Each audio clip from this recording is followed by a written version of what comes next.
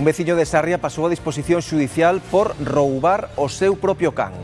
O animal levaba máis dun mes vagando polas inmediacións da canceira de Lugo, collérono e unha semana despois apareceu o seu dono. Cando lle informaron do que tiña que facer para recuperalo, acabou asaltando as instalacións para levalo. Agora será o xuiz quen decida se cometeu un delicto de apropiación indebida.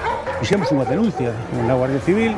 Claro, o can xa tiña microchip, porque nos poñemos sempre legalmente que poñelo, e entonces, a Guardia Civil localizou o can que estaba na casa do seu expropietario.